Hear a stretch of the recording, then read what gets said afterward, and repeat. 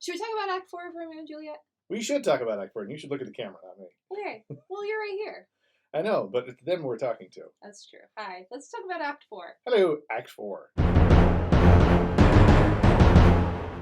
So, thinking about the burden of Act 4, we're talking about what our characters need to be able to do to move away from the conflict and down to the resolution of our story. So basically, we're looking at the following action. We've got this climactic moment of Romeo and Juliet. Everything's great, and then everything's terrible, and everything's falling apart. And now we get to see how it all crumbles down into horrible tragedy.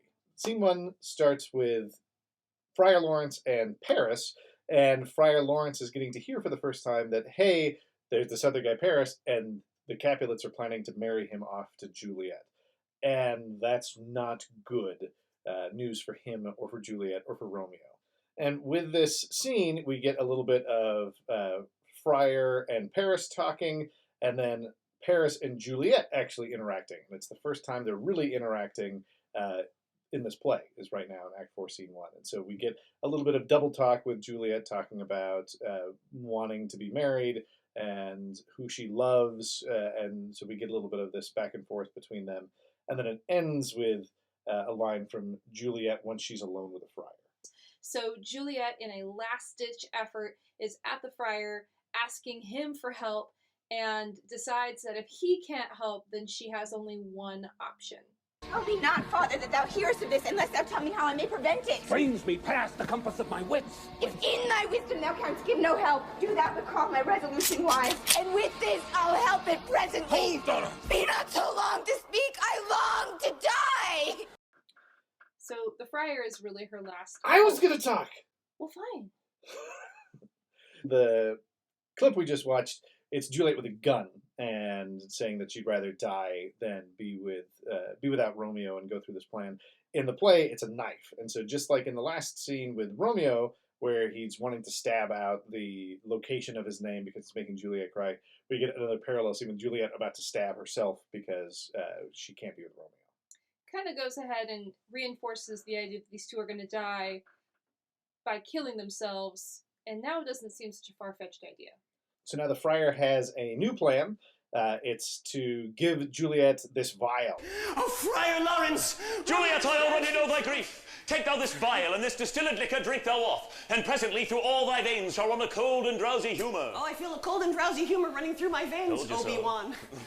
When she drinks it, it'll make her fall asleep. And how long does it make her fall asleep for? For 2 and 40 hours. 2 and 40 hours, Yes. which is a little under 2 days. And so this will give the friar enough time to write a letter, send it off to Romeo, and then she'll look like she's dead. She won't have to marry Paris, because remember, she's supposed to marry Paris on Thursday. Now, I want to go ahead and mention, because I always get this question when we are all together, literally, and this is not a real potion.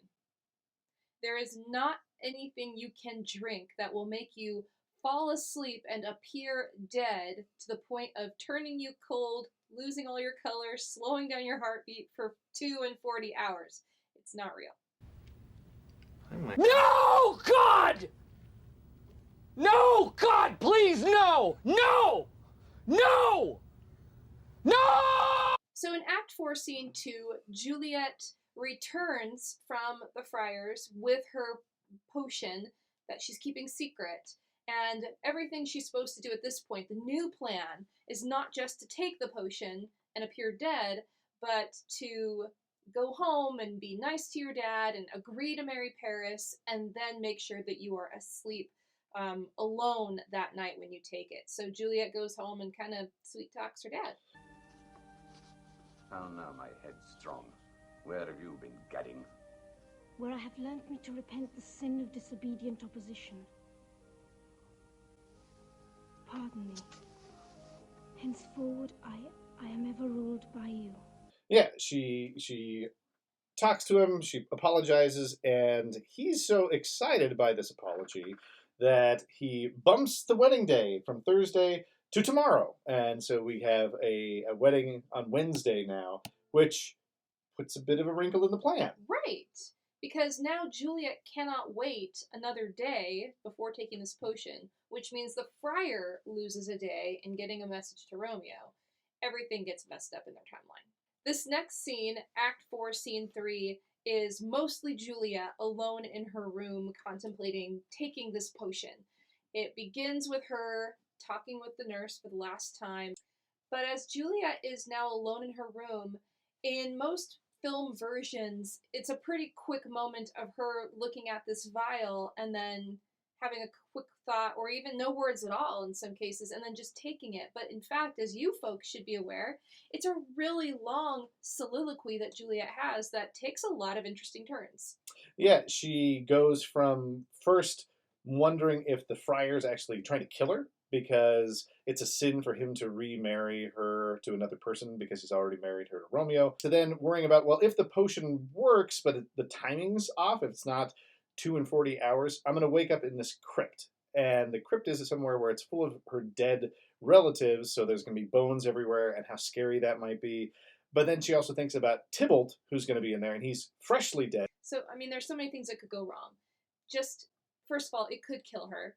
It could not work at all, in which case she'd have to marry Paris the next day. Or it could kind of work, and she'd wake up early, surrounded by dead people. She may run out of air. She might just go crazy being surrounded in such a horrific place.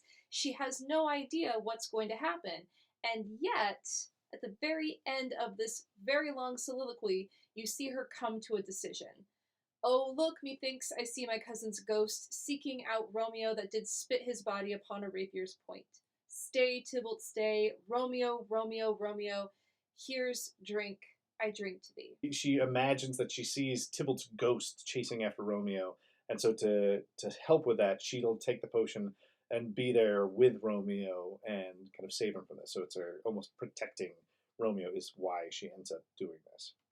And so she takes the potion, falls asleep, and then the next day we get the next scene where everybody finds her and thinks that she's dead. But there is actually a tiny itty-bitty baby scene between that. Oh, yeah. So when we get to Act 4, Scene 4, it's often cut out of there because all that's really happening is Dad and Mom, Lord and Lady Capulet, trying to throw a wedding together in less than 24 hours for their daughter, and so it's just doing all the wedding preparations. And we have Capulet, who is just bustling around trying to get everything set up. He says, "Go waken Juliet, go and trim her up. I'll go and chat with Paris. Hi, make haste, the bridegroom, he has come already. Make haste, I say." Yeah. Let's get this wedding started. Let's party. And then they find her. And now, yes, they found her at Act 4, Scene 5. They come up and realize that she's dead. We get the reactions from family.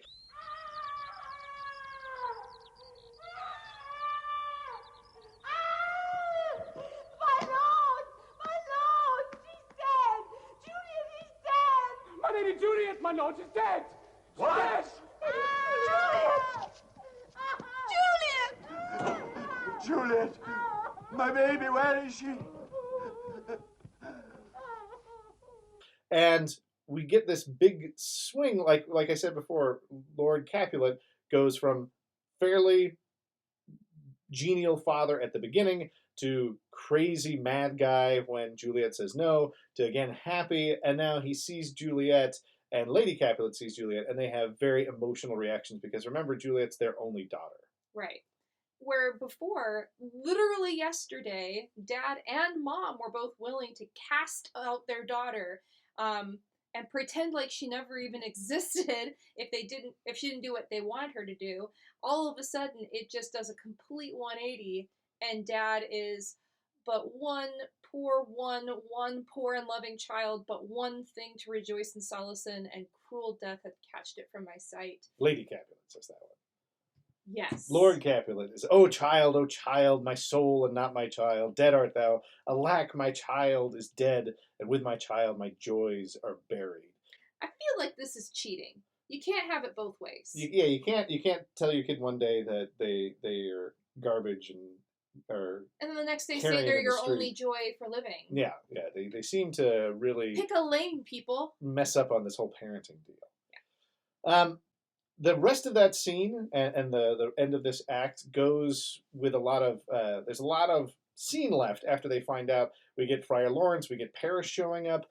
Paris is really distraught by all this. Remember, Paris doesn't know about anything going on. He just shows up ready to be married, and his bridegroom is dead. So his wife-to-be is dead. And we have the friar who is trying to console people, but also the friar knows she's not dead. Right. And so he has some strange lines and some kind of weird things that he does and says to the family. And then it ends with musicians talking about things. And I always used to say that when we're teaching this in class, that the musicians are there kind of as levity. They're making jokes about things. And we know as an audience that she's not dead. And so they're there to kind of lighten this mood of having these parents go through these huge emotional reactions. We get these musicians kind of being idiots and making fun of the Capulet servants. And that's also a reminder to our groundlings in the audience that, hey, this is how the working class people react when a young noble woman dies. We were hired to do a wedding, and now we get to play a funeral. Regardless, we get paid and we get fed. So, yay! So we get this next slide here where we're moving farther away from hope, more into that chaos. We have a lot of plans at this point that have been kind of put out there. So we have like plan A. The original plan was Romeo and Juliet get married. Families are so happy together. Oh no, Romeo's killed Tybalt. End of plan A. Plan B? Mm-hmm. And plan B is like, okay, Romeo's banished. Bummer. Let's again fall back on the commodity of time and see if we can like let everybody just calm down a little bit before bringing Romeo back and hoping that everybody sort of forgives and allows these crazy kids to move on together in a marriage. Because, yeah, they're announcing that marriage, and that's going to be the thing that allows them to come back. But we have, again, this issue of time and now Paris. And so Paris gets thrown in this mix of he's supposed to marry Juliet Thursday.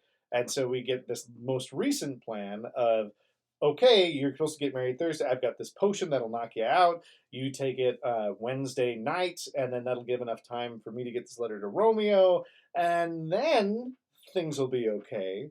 And so plan C now has been stepped up a day, and we don't know how it's going. We know how it's going to end because we know how the play is going to end. But as an audience, we're still waiting for that last, like, is this the thing that really does it? Is this the piece that we've been waiting for that's going to screw everything up for the rest of the play? And then we get into Act 5 after this. Right. So here we have it, our days of the week. We are only on day 4. We just started day 4 of our story. It's Wednesday, and our characters have just discovered a dead Juliet, and that's where we're leaving our audience, and that's where we're leaving you now, with a potentially dead young lady being sent to her family crypt, and a letter, theoretically, being sent to Romeo so that he knows, hey, your wife's not dead. I'm not dead! What? Just come pick her up from a grave. And then hopefully this message will be sent and get there in time. Hopefully we have this out there as an audience, but we know there's really no hope left in this play. No. So it's just finding out how all these loose ends tie up. Stay tuned for Act 5.